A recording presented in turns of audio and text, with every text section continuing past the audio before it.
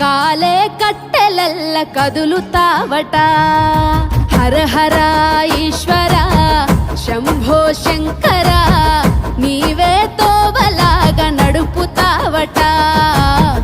అంతమనంతమీ విశ్వమేనట.